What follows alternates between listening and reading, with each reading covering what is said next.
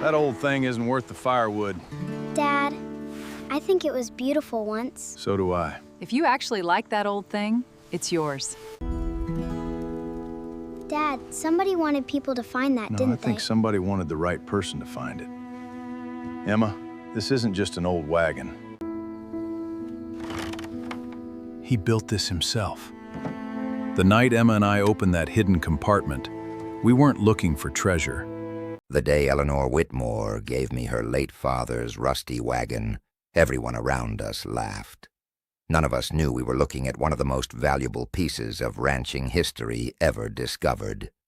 It happened only a few weeks after William Whitmore passed away. His funeral had brought together ranchers from all over Texas. People came to honor a man who had built one of the greatest ranching empires in America, with little more than determination, hard work, and an unwavering sense of integrity.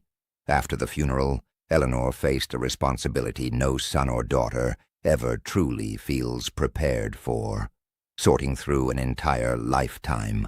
The barns were filled with old tools, broken furniture, horse tack, farm equipment, boxes nobody had opened in decades. Rather than letting everything rot away in storage, she organized a charity auction. Some items would be sold, others donated.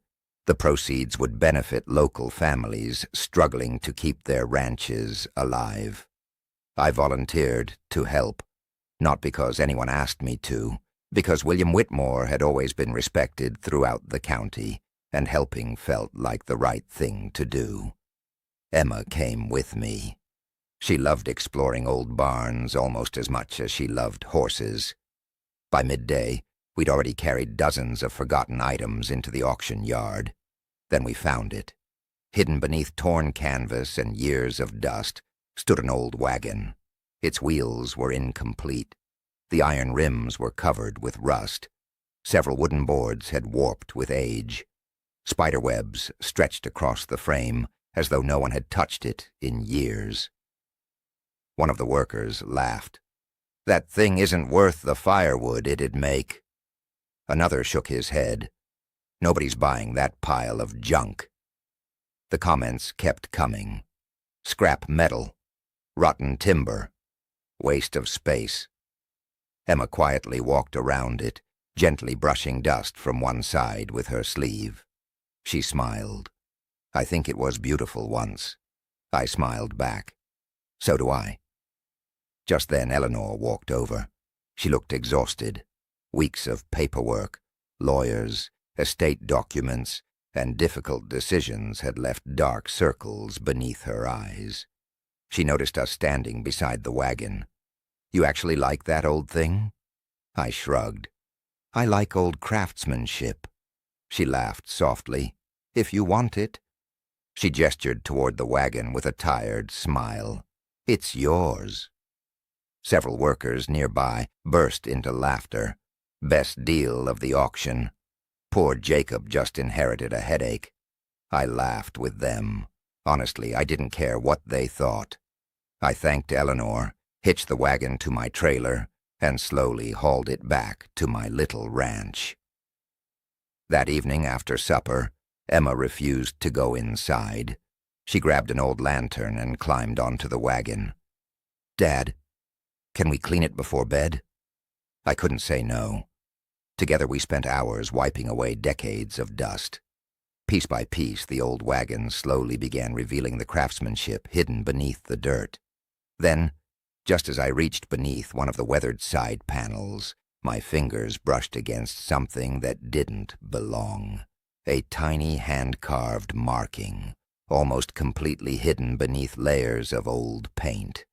It wasn't damage, it wasn't decoration, it was intentional. Someone had hidden it there decades earlier, and in that single moment, I realized this rusty old wagon might not have been worthless after all. My name is Jacob Miller. I'm 42 years old, and I've spent most of my life believing that the things people overlook often become the things that matter most. I'm a cowboy by trade, but I've always enjoyed working with my hands, just as much as riding horses across open fields. Give me an old wagon, a broken gate, or a worn-out saddle, and I'll gladly spend hours bringing it back to life. Maybe that's because I've never liked throwing away things that still have a story left to tell. I live on a small ranch with my daughter, Emma. It's nothing like the enormous Whitmore Ranch. Our fences have been repaired so many times that some posts are older than I am. The roof of my workshop still leaks whenever Texas gets a heavy spring storm. My truck starts when it feels like cooperating, and some months, paying every bill feels like winning a rodeo. But it's home. It's where Emma grew up. It's where Sarah and I built our life together. Emma is 8 years old, and if you ask me, she's inherited the very best parts of her mother. She loves horses with all her heart. She'll spend hours brushing their coats, talking to them as though they're old friends, and somehow they always seem to understand her. But horses aren't her only passion. She's fascinated by old things: rusty lanterns, weathered tools, broken saddles, old photographs, and especially wagons. Whenever someone brought an old carriage into my workshop, Emma would forget about everything else. She'd climb onto a wooden crate beside my workbench and watch every repair as though she were sitting in the front row of a theater. "Dad," she'd ask, "who do you think rode this wagon?" Sometimes I'd invent stories. Other times I'd simply tell her the truth. We may never know. She'd smile anyway. I like imagining. One evening she surprised me by saying something that made me laugh. "When I grow up, I want to restore old wagons. Not new ones. The really old ones. The ones everybody else gives up on." I looked at her and realized she wasn't talking only about wagons. She had learned something without even realizing it. That lesson came from Sarah. Before cancer took her away from us, she had a habit of stopping whenever she saw something or someone that everyone else ignored. She once rescued an injured horse people thought would never recover. Months later, it became the gentlest horse on our ranch. Another time, she spent weeks repairing an old rocking chair everyone had thrown into a burn pile. That chair still sits on our front porch today. Whenever I asked why she invested so much time in forgotten things, she'd smile and say, "Never judge something by the rust you can see." Back then, I thought she was talking about old tools, old furniture, broken wagons. Years later, I understood she was really talking about people. Everyone carries scars. Everyone has damage the world notices first. But underneath, there is often something worth saving. I've tried to live by those words ever since. That's why I accepted Eleanor's rusty wagon without thinking twice. Not because I expected it to be valuable. Not because I believed there was treasure hidden inside. Simply because I couldn't bear the thought of seeing a piece of history abandoned to decay. That evening, Emma and I rolled the wagon into the workshop. We lit 2 old lanterns and began carefully brushing away decades of dust. The smell of aged oak and iron filled the room. Every loose board revealed another piece of craftsmanship hidden beneath the dirt. Emma smiled the entire time. "This might be my favorite project we've ever worked on." "So far," I replied. She laughed. Then she suddenly stopped moving. "Dad." Her voice had changed. Not frightened, curious. I walked over. She was pointing toward the inside of one weathered wooden beam. Almost invisible beneath layers of faded paint was a tiny symbol carved by hand. Not a crack, not accidental damage, a deliberate mark. Someone had hidden it there many years before. And something told me that little carving was about to change everything we thought we knew about Eleanor's father's old wagon. The tiny carving Emma found kept bothering me. It wasn't decorative. It wasn't a manufacturer's mark. It had been carved by hand with remarkable precision and then carefully hidden beneath layers of paint. almost as if someone wanted only the right person to find it. I ran my fingers across the symbol again. Then I noticed something else. The grain of the wood around that section didn't match the rest of the wagon. At first glance, nobody would ever notice it, but years of restoring old wagons had trained my eyes to recognize even the smallest differences. I grabbed my lantern and began examining the entire frame, one beam at a time. The deeper I looked, the stranger everything became. The wood wasn't ordinary oak. It was old-growth American white oak, harvested generations earlier from forests that no longer existed. Finding lumber like that today would be almost impossible. Every support beam had been cut by hand. Every joint fitted with extraordinary precision. The iron hardware wasn't factory-made either. Each hinge, bracket, and bolt had been forged individually by a master blacksmith. Whoever built this wagon hadn't been trying to make transportation. They had been creating something meant to last for generations. Emma watched quietly from the workbench. "Dad, this doesn't look like a normal wagon." I smiled. "No, it doesn't." Over the next several hours, I carefully removed damaged side panels one at a time. I photographed every piece before moving it. Old habits. When restoring something valuable, every detail matters. Then I found something that made me stop breathing for a moment. Hidden beneath one of the interior support rails were tiny initials burned directly into the wood. WW, not stamped. Burned. Beside them was a handwritten inscription carved so lightly that years of dust had nearly erased it. William Whitmore. I stared at the name. This hadn't simply belonged to Eleanor's father. He had personally worked on it. As I continued dismantling the floorboards, another discovery followed. One plank refused to move. It looked identical to the others, but its weight felt different.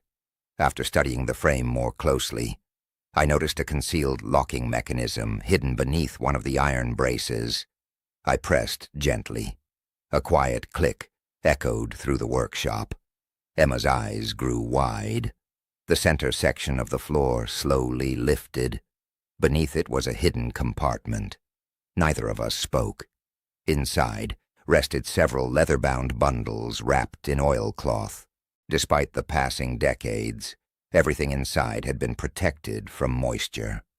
I carefully unfolded the first package. Ancient property maps, hand-drawn survey records, original land deeds dating back generations, certificates bearing official state seals, letters written in fading ink, receipts documenting the purchase of enormous stretches of land long before the town even existed. Every document carried the Whitmore family name. At the bottom of the compartment lay a beautifully preserved certificate identifying the wagon as one of the original supply wagons used by the founder of the region during the earliest days of settlement. The following week, Eleanor and I met with historians, restoration experts, and specialists from one of the country's leading museums. Each examined the wagon separately. Each reached the same conclusion: the wood, the craftsmanship, the documents, the hidden compartment. Everything was authentic. One elderly historian carefully removed his glasses before speaking. "I've spent 40 years studying frontier ranch history. I've never seen anything like this." Another appraiser quietly reviewed his notes before looking at us. "The historical significance alone is extraordinary." He paused, considering its documented provenance. He looked directly at Eleanor. "Its estimated value exceeds $9 million. For several seconds, the room was completely silent. $9 million. I looked at the wagon sitting quietly inside the restoration barn. The same wagon people had laughed at. The same wagon they called worthless. The same wagon Eleanor had given me as a joke after the charity auction. I never cared about what it might be worth. But someone else did.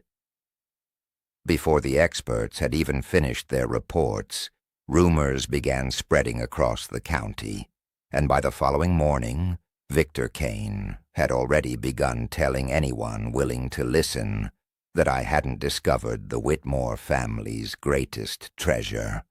I had stolen it. The morning after the appraisal, my quiet little ranch turned into the center of attention. News traveled fast in Texas. By lunchtime, reporters were parked outside my gate. Collectors called my phone offering fortunes without ever seeing the wagon in person. Historians wanted to inspect it. Museums wanted to display it. People who had laughed when I hauled it home now spoke about it as though it were the greatest treasure ever discovered.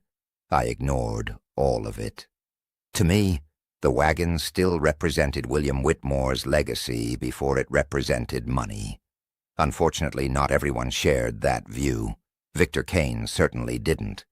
Within 48 hours, he was standing before cameras claiming the wagon had never legally belonged to me. According to him, Eleanor had been emotionally exhausted after her father's death and couldn't possibly have understood what she was giving away. He insisted the donation was invalid. Then his accusations became even more personal. He claimed I had discovered the wagon's true value during the auction and intentionally remained silent, that I had manipulated the situation, that I had hidden the truth from Eleanor to steal part of the Whitmore family's history. The rumors spread quickly. Some people believed them, others simply didn't know what to think. Then came the legal notice. Victor's attorneys filed an emergency request asking the court to freeze ownership of the wagon until its history could be fully reviewed. Sheriff Harper personally delivered the documents to my ranch. I figured you'd want to hear it from me instead of the newspapers. I thanked him. Neither of us looked surprised. Men like Victor rarely accept defeat. They simply choose a different battlefield. After the sheriff left, I carried the legal papers into my workshop and placed them beside the documents we'd found inside the hidden compartment. Something kept bothering me. Victor had moved far too quickly, too confidently. He wasn't acting like someone who had just learned about the secret compartment. He behaved like someone who already knew it existed. That thought refused to leave my mind. Old instincts from my years as a Texas Ranger slowly returned. Whenever something didn't fit, start with the timeline, not the rumors, not the emotions, the facts. I spent the next several days studying every document from William Whitmore's estate. Property inventories, insurance records, auction catalogs, old maintenance logs. Then I requested access to archived county files. One evening, while reviewing decades-old correspondence, I found Victor's name. Not once, several times. Years before William died, Victor had repeatedly offered to purchase that very wagon. The offers grew larger every year. William always refused. Why? Nobody spends years chasing a worthless piece of rust. I dug deeper. An elderly carpenter who had once worked for William agreed to meet me. He smiled the moment I mentioned the wagon. I always wondered if someone would finally figure it out. He explained that nearly 15 years earlier, Victor had insisted on buying the wagon privately. When William refused, Victor offered even more money. Again, William said no. Finally, the old carpenter leaned closer. One day I overheard Victor asking your father-in-law where the hidden compartment was. I frowned. What did William say? The old man laughed softly. He told Victor, "Some things are earned, not purchased." At that moment, everything became clear. Victor hadn't discovered the hidden compartment after the appraisal. He had been searching for it for years. He simply never found it, because he never respected the wagon enough to restore it. He only wanted whatever might be hidden inside. That single realization changed the entire case. Victor wasn't protecting the Whitmore legacy. He had been hunting it. Late that night, while Emma slept upstairs, I returned to the workshop and carefully examined every document one more time. There, tucked beneath the false bottom of the leather case that had held the original maps, I noticed one final folded envelope I hadn't opened before. The paper was yellow with age. Across the front, written in William Whitmore's unmistakable handwriting, were just a few words. To the person who finally finds this. As I slowly broke the old wax seal, I realized William had left one last message, and I had a feeling those few handwritten pages were about to change everything Victor believed he had won. The meeting was held inside the main hall of the Whitmore Ranch. By the time Emma and I arrived, the room was already full. Attorneys lined one side of the table. Members of the Whitmore Ranch Board sat quietly with stacks of documents in front of them. Historians from 2 different universities had traveled across the state to examine the wagon and everything we had discovered inside it. Professional appraisers, museum curators, county officials, neighbors who had known William Whitmore for decades. Even reporters filled the back rows. Everyone wanted to know one thing: who truly owned the wagon? Victor Kane arrived looking completely confident. His attorneys carried thick binders. They smiled as though the outcome had already been decided. Victor barely looked at me. Instead, he greeted board members with firm handshakes and spoke about protecting the Whitmore family legacy. Anyone who didn't know him would have believed every word. Sheriff Harper opened the meeting. Then he asked me to present everything we had found. I carried the old leather case to the center of the room and carefully removed its contents. The original land maps, property records, survey journals, certificates of authenticity. Every document was examined by independent historians before being passed to the board. One expert stood and addressed the room. There is no doubt these documents are authentic. They represent some of the earliest records in this region's history. Another specialist confirmed the age of the wagon's timber, the handcrafted ironwork, the concealed compartment. Everything matched the period in which William Whitmore's grandfather had first settled the land. Victor's attorneys tried to argue that none of those discoveries changed ownership. They insisted the wagon still belonged to the Whitmore estate. I quietly nodded. Ordinarily, I would agree. Then I reached into the leather case, one final time. The room became completely silent. I unfolded the yellowed envelope addressed, "To the person who finally finds this." The handwriting belonged unmistakably to William Whitmore. I looked toward Eleanor. She quietly nodded. "Read it." I carefully opened the letter. William's words echoed through the room. "If you are reading this, then someone finally cared enough to restore this old wagon instead of selling it for scrap." Several people exchanged surprised looks. I continued. "Most people will see rust. Some will see old wood. A few will see money. But the person who deserves this wagon will see its story." I paused before reading the next lines. Even Victor had stopped pretending to be relaxed. "This wagon shall belong to the first person who restores it with respect instead of profit. Anyone willing to preserve our family's history deserves to become part of it." The room was completely still. William had anticipated exactly what would happen. He knew one day people might judge the wagon by its appearance. He also knew someone might eventually recognize its true value. I continued reading. "If another man ever tries to destroy this wagon, searching for what is hidden inside, know that he has already failed." Every eye slowly turned toward Victor. The final paragraph explained everything. Years earlier, William had discovered that Victor repeatedly attempted to purchase the wagon, not because he respected its history, because he suspected something valuable had been hidden inside. William wrote that he intentionally refused every offer. He believed a man driven only by greed would eventually destroy the wagon trying to reach the secret compartment. He wanted it protected by someone patient enough to restore it piece by piece, not tear it apart. The elderly carpenter's testimony suddenly made perfect sense. Victor hadn't wanted the wagon. He wanted what he believed was hidden beneath its floor. He had spent years searching for a shortcut, while the answer had been waiting inside careful craftsmanship all along. Sheriff Harper quietly stood. He looked toward Victor.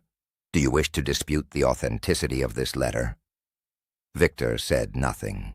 His attorneys remained silent. There was nothing left to argue. The historians unanimously confirmed the handwriting. The legal experts confirmed William's written instructions. The Whitmore board voted immediately.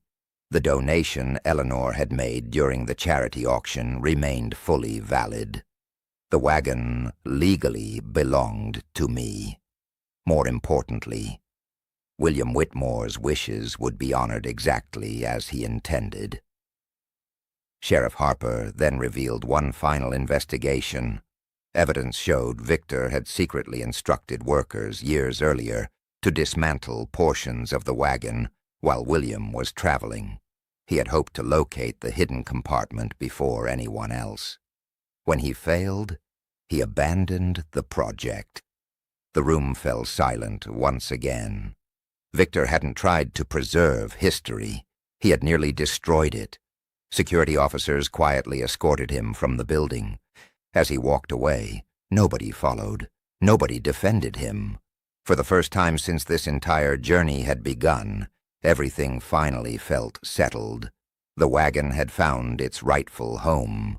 William's legacy had survived. And as Emma and I carefully loaded the wagon onto our trailer, I noticed Eleanor standing alone near the entrance.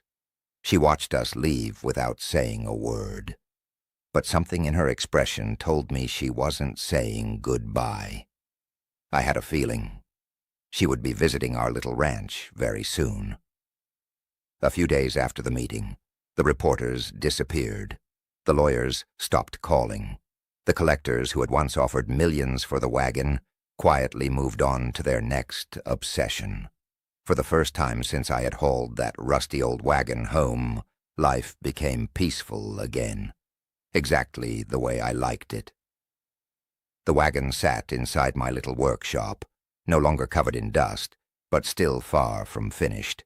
I had no intention of rushing the restoration. Some things deserve patience. Emma certainly believed so.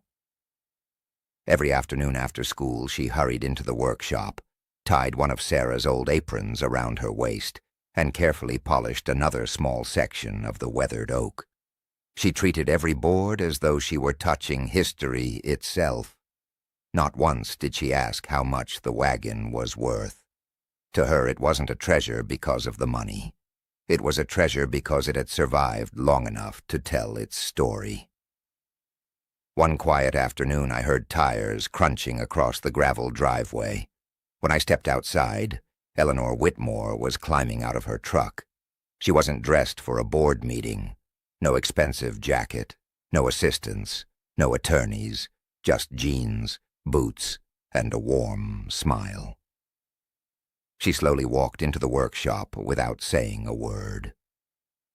Emma was carefully cleaning one of the carved wooden side panels with a soft brush. The little hand-carved initials William Whitmore had burned into the timber years earlier had begun to emerge more clearly with every hour of work. Eleanor stood beside her for several moments, simply watching. Then she smiled. Most people saw an old wagon. She gently rested her fingertips against the restored wood. "You saw my father's story." I looked around the workshop, the scattered tools, the lantern hanging above the workbench, the smell of fresh-cut oak filling the room. Then I smiled.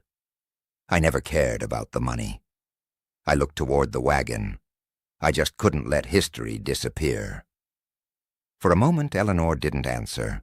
Her eyes slowly filled with tears, not because of the wagon, because she finally understood something about her father. William hadn't hidden those documents to create wealth.